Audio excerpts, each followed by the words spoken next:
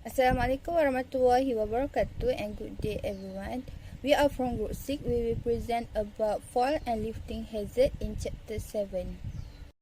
Our group member consists with Nur Hafiza binti Fazil, metric number 278096, Nur Amirah Inani binti Fazil 280145 and Natasha Emilia binti Rosmizan, metric number 280173. Firstly, my name is Nur Amirah Inani binti Fazil, metric number 280145 will be first presenter that I will explain about what is the meaning of falls. Okay, fall is a movement from a higher to a lower level, typically rapidly and without control of a person lost one's balance and collapse.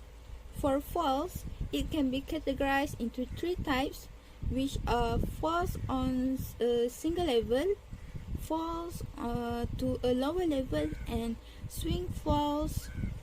And for falls, it have four types, which are trip and fall, stump and fall, step and fall, and slip and fall. Next, I will explain the walking and sleeping. Walking and sleeping is judging the number of injuries due to sleeping. Walking can be hazardous to a walker. It have stable platform like high degree of traction and free obstruction. For unstable platform, it is low degree of traction and availability of obstruction. Measuring surface traction, coefficient of friction, numerical comparison of resistance of one surface like shoe against another surface like the floor. Coefficient of friction and relative traction rating, water, oil, soap, coolant, and cleaning solvent on the floor can decrease traction. Changing the shoe is not enough to ensure the safety. Next, I will explain fall in workplace. Usually we can hear fall in workplace. It happens in civil construction. More than 37% employees are dead each year due to fall-related accident. Slipperiness or slipping were found to contribute to between 40 and 50% of fall-related injuries, often a factor in same level falls than in falls to lower levels. Younger workers, especially minors, tend to become disabled due to fall injuries.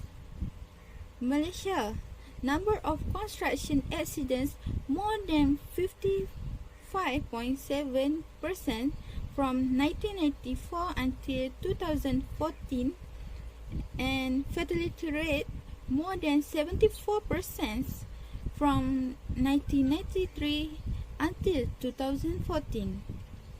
What happened? Fall in workplace. The causes is a foreign object on the working surface, a design flaws in the working surface, slippery surface, and individuals impaired physical condition, and lastly, extra causes. And I will explain the number of fatal fall injuries by major industry is construction, and fatal falls to a lower level in construction by primary source. Some of 2011 until 2015 is roof, and number of fatalities in construction fall at another fatalities 2003 until 2015, and it shows that in 2006 is the highest numbers. And for in workplace, it can give the economic impact. The annual direct cost of fall-related occupational injuries in the USA approximately US 6 billions. Next, I will explain the psychological effect. Psychological effect is a fall can result in stressful force on bones throughout the body. In sleep and fall accidents, hip, wrist, and ankle fractures are some of the most common types of broken bones. The older you are, the more likely you are to break a bone as a result of a slip and fall. Here is a rundown of the 6 most common types of injuries resulting from a slip or trip and fall. First one is traumatic brain injury, or we call TBIS. And second one is spinal cord injuries. Third one is broken hips or pelvis. The fourth is shoulder or neck injury. 5 is limb fractures, and last one is torn ligaments, tendons, and muscle. Strategies for preventing slips, we can use it.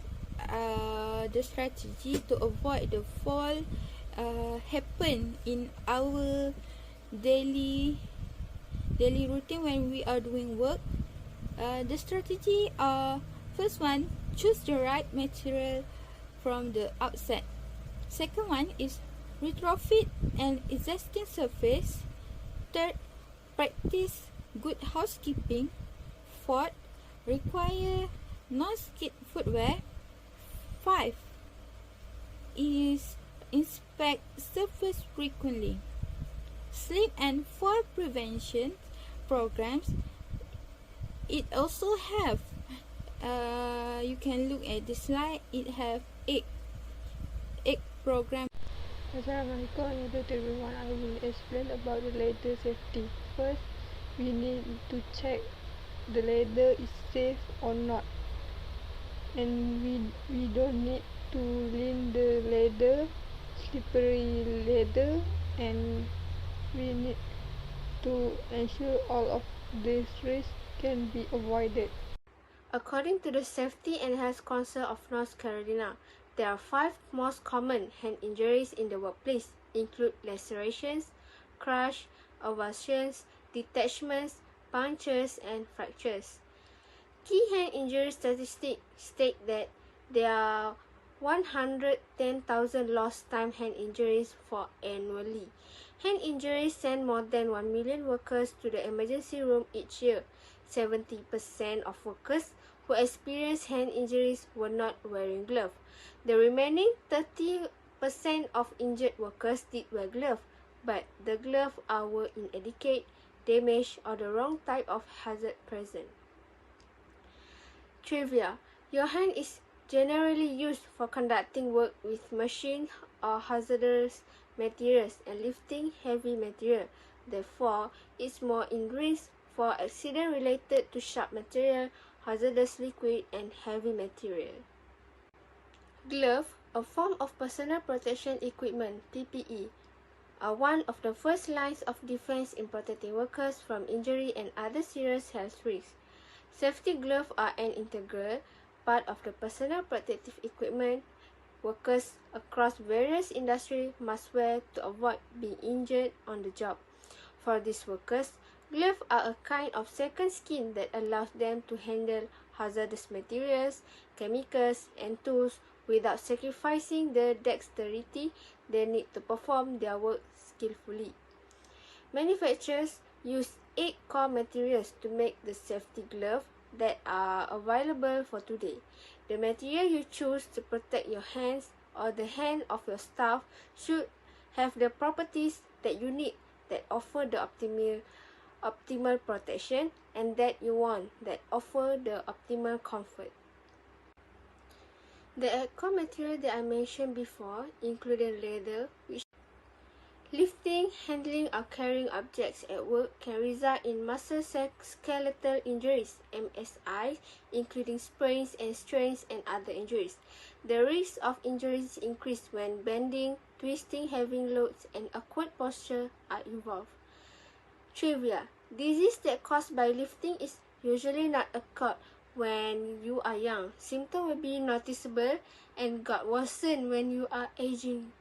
Therefore, it's important for you to start practicing good ergonomics activities every single time.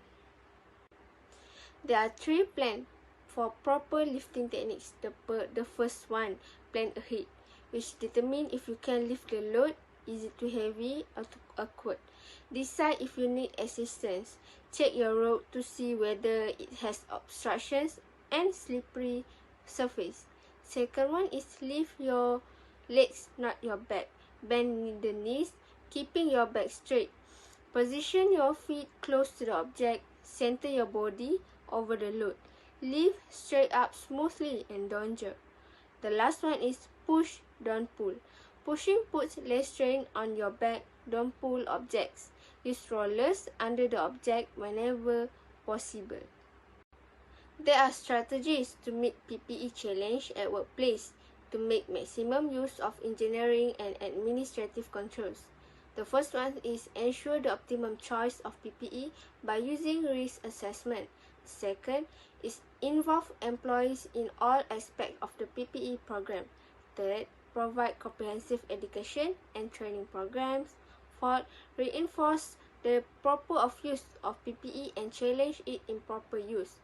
Fifth, be sensitive to fit, comfort, and style issues. Sixth, work to make PPE a normal part of the uniform. There are 6-step program by Kaliokin for back safety and lifting program. The first one is display poster illustration, pre-employment screening, regular safety inspection, education and training, use external service, and map out the prevention program. That's all for our group for explaining chapter 7. Thank you.